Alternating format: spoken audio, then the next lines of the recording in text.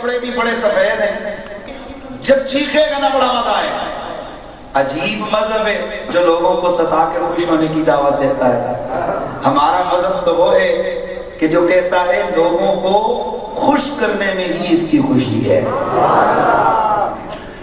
اللہ اکبر۔ امام مولانا رضا علی خان رحمت اللہ تعالی علیہ، آپ جس گھڑی ان کے قریب پہنچے، اوپر سے ان لڑکیوں نے، ان نوجوان لڑکیوں نے آپ کے اوپر رنگ پھینکا۔ جب آپ نے اپنے کپڑوں کو دیکھا رنگ سے بھر گئے، آپ کے امامے پر بھی رنگ ہی رنگ جم گیا۔ اللہ اللہ بجائے اس کے اب وہ لڑکیاں انتظار میں ہیں، ابھی یہ کچھ اول فول بکے گا، ابھی یہ کوئی غصے کی بات کرے گا، وہ انتظار کر رہی ہیں، لیکن اس امام کے چہرے پر ناراضگی کے آثار نہیں ہیں، اس کے چہرے پر رونق آ گئی۔ اوپر دیکھا لڑکیاں ہنس رہی ہیں، ادھر سے نظر ہٹا کے آسماں کی جانب دیکھ کے فرمایا، او میرے مولا، ان کے ہاتھوں میں جو رنگ تھا انہوں نے میرے کپڑوں کو رنگ دیا، اب تو اپنے ایمان دین کے رنگ سے انہیں رنگ دے۔ یا اللہ، انہوں نے تو یہ رنگ میرے اوپر پھینکا نا، مولا تو ان پہ دین کا رنگ چڑھا۔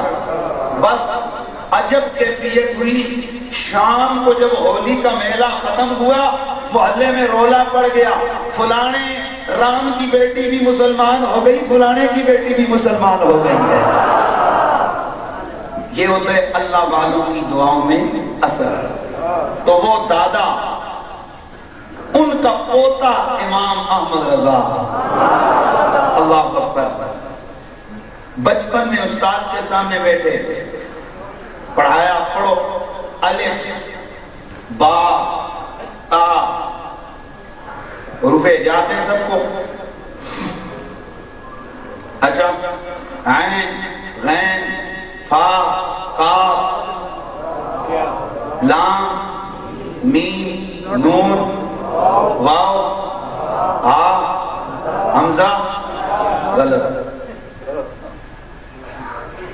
ایک سپارہ پڑھے ہوئے ہیں نا، یاد ہوئے ہیں، وہاں آگے گھر آتا ہے لام الف، گھر میں جا کے پڑھنا کرنا۔ یہ جو قاعدہ آپ لوگ پڑھتے ہو اس میں کیا آتا ہے؟ لام الف، حمزے کے بعد کیا آتا ہے؟ لام الف۔ امام احمد رضا جب ادھر پہنچے تو رک گئے، استاد کہہ رہے پڑھو، آپ پڑھتے نہیں، پڑھو، پڑھتے نہیں، غصے سے کان پکڑا، پڑھو، پڑھتے نہیں۔ آپ کے دادا کا بزرگ، کہا پڑھو۔ آپ خاموش کبھی دادا کو دیکھتے ہیں، کبھی سپارے پہ دیکھتے ہیں۔ آپ کے دادا زمانے کے بہت بڑے عالم تھے، آپ نے فرمایا محترم آپ انہیں چھوڑیے، یہ رک گئے اس لیے کہ اس کے ذہن میں کیا ہے کہ پیچھے ایک ایک حرف آ رہے ہیں، غین فا قاف تا لام میم نون واو حمزہ، آگے دو آگے، تو مفرد کے ساتھ مرکب کدھر آ گیا ہے؟ اس لیے رک گیا ہے بچہ۔ کہاں میں اسی لیے رکتا ہوں کہ پیچھے جتنے حروف ہیں وہ اکیلے، یا یہ دو کیوں؟ اللہ اکبر۔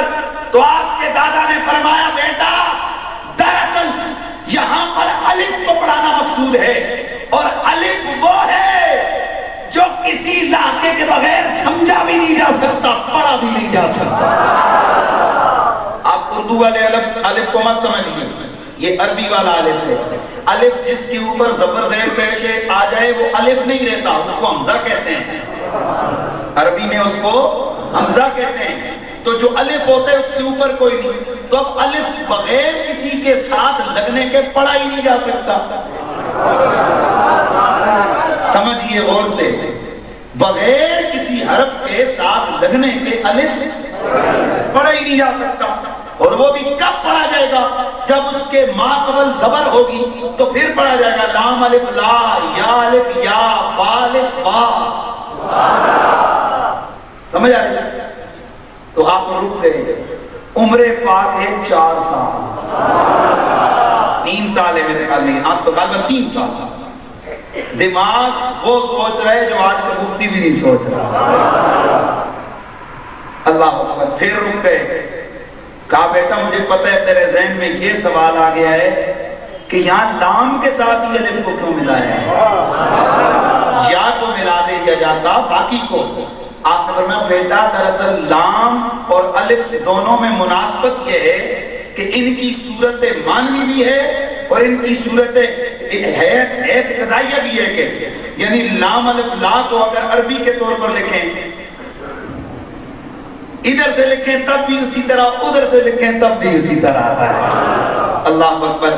تو آپ نے اتنا مشکل مسئلہ سمجھا. جب استاد نے دیکھا نا کہ سپارے میں یہ حال ہے، اس نے کہا جناب یہ آپ کا پوتا ہے، آپ ہی اس کو پڑھائیں. میں ایسے لوگوں کو پڑھا نہیں سکتا. اللہ اکبر. تو یہ آپ کے بچپن کا قاعدے کا، اور آپ حیران ہوں گے 14.25 سال کی عمر میں دستار فضیلت ہو گئی تھی. درجنوں علوم کا فاضل امام. اللہ اکبر. کتنے عرصے میں؟ آپ کے والد جناب مولانا نقی علی خان رحمۃ اللہ تعالی علیہ، آپ نے ایک دن بلایا، فتویٰ آیا باہر سے، آپ نے لکھ کر اوپر ادھر رکھ دیا. واپس آئے فرمایا کس نے لکھا ہے؟ آپ نے فرمایا میں نے لکھا ہے. 14 سال کی عمر میں پہلا فتویٰ. 14 سال کی عمر میں پہلا فتویٰ. اللہ اکبر. اب جو علوم کی دنیا میں اگر آپ گھومیں تو آپ امام احمد رضا کو اپنے زمانے کا یکتائے روزگار پائیں. صرف، نحو، منطق، فلسفہ، حدیث، حدیث، تفسیر، تفسیر، فقہ، فقہ، منطق، فلسفہ، بیان، بدیع، عروض، جبر، نمط، ریاضی، توقیع، لوگارتھم، جیومیٹری، مثلث کردی، ہیئت، ایجاد، معانی، بیان، 56 علوم پہ دسترس رکھنے والا امام احمد رضا. کتنے علوم پر؟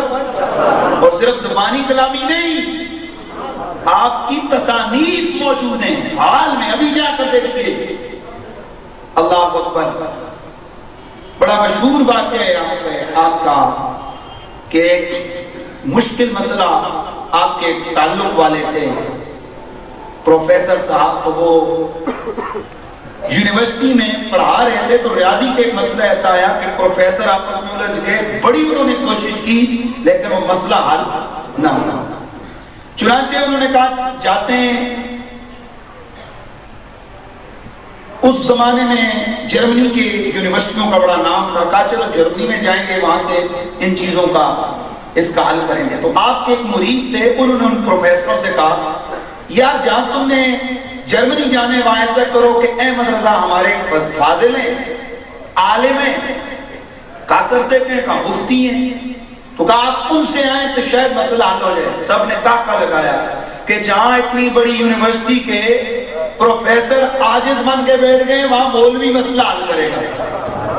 انہوں نے کہا یار جانے میں کون سی تک جو ہے نا دقت ہے. چلو جب آئے انہوں نے، امام نیچے بیٹھے ہوئے تھے امام احمد رضا، تو انہوں نے کہا جی کہ یہ مسئلہ ہے. اللہ اکبر.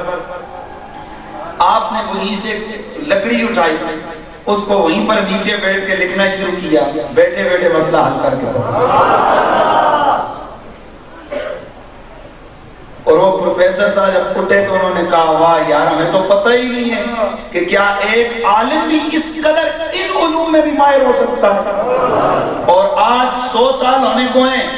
میں کہتا ہوں امام احمد رضا قاضی بریلوی کی جو تصانیف ہیں،